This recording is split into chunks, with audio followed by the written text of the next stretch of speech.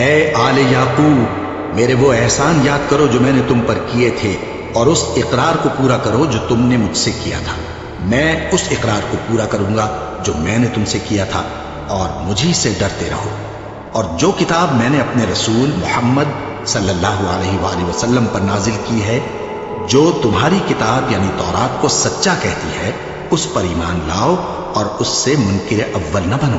اور میری آیتوں میں تحریف کر کے ان کے بدلے تھوڑی سی قیمت یعنی دنیاوی منفعت نہ حاصل کرو، اور مجھی سے خوف رکھو،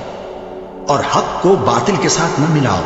اور سچی بات کو جان بوجھ کر نہ چھپاؤ، اور نماز پڑھا کرو اور زکوٰۃ دیا کرو، اور اللہ کے آگے جھکنے والوں کے ساتھ جھکا کرو۔ یہ کیا عقل کی بات ہے کہ تم لوگوں کو نیکی کرنے کو کہتے ہو اور اپنے تئیں فراموش کیے دیتے ہو، حالانکہ تم اللہ کی کتاب بھی پڑھتے ہو؟ کیا تم سمجھتے نہیں؟ اور رنج و تکلیف میں صبر اور نماز سے مدد لیا کرو، اور بے شک نماز گراں ہے، مگر ان لوگوں پر گراں نہیں جو عجز کرنے والے ہیں،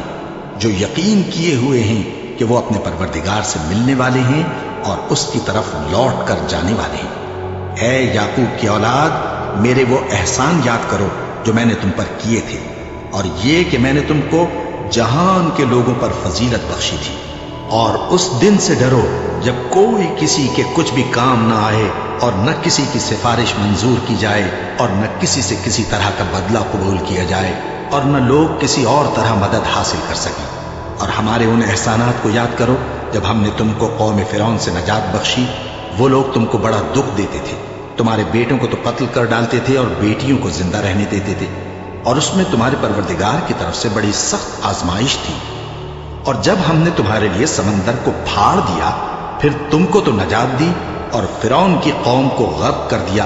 اور تم دیکھ رہے تھے۔ اور جب ہم نے موسیٰ سے 40 رات کا وعدہ کیا تو تم نے ان کے پیچھے بچڑے کو معبود مقرر کر لیا،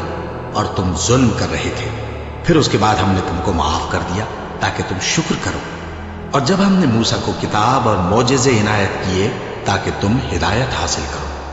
اور جب موسیٰ نے اپنی قوم کے لوگوں سے کہا کہ بھائیو، تم نے بچڑے کو معبود ٹھہرانے میں اپنی جانوں پر ظلم کیا ہے، تو اپنے پیدا کرنے والے کے آگے توبہ کرو، پھر اپنوں کو قتل کرو، تمہارے خالق کے نزدیک تمہارے حق میں یہی بہتر ہے۔ پھر اس نے تمہارا قصور معاف کر دیا،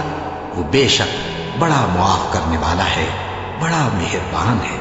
اور جب تم نے موسیٰ سے کہا کہ موسیٰ، جب تک ہم اللہ کو سامنے نہ دیکھ لیں گے تم پر ایمان نہیں لائیں گے، تو تم کو بجلی نے آ گھیرا اور تم دیکھ رہے تھے۔ پھر موت آ جانے کے بعد ہم نے تم کو اثر نو زندہ کر دیا تاکہ احسان مانو۔ اور ہم نے بادل کا تم پر سایہ کیے رکھا اور تمہارے لیے من و سلوہ اتارتے رہے کہ جو پاکیزہ چیزیں ہم نے تم کو عطا فرمائی ہیں ان کو کھاؤ پیو، مگر تمہارے بزرگوں نے ان نعمتوں کی کچھ قدر نہ جانی، اور وہ ہمارا کچھ نہیں بگاڑتے تھے بلکہ اپنا ہی نقصان کرتے تھے۔ اور جب ہم نے ان سے کہا کہ اس گاؤں میں داخل ہو جاؤ اور اس میں جہاں سے چاہو خوب کھاؤ پیو، اور دیکھنا دروازے میں داخل ہونا سجدہ کرتے ہوئے اور حطوۃ کہنا، ہم تمہارے گناہ معاف کر دیں۔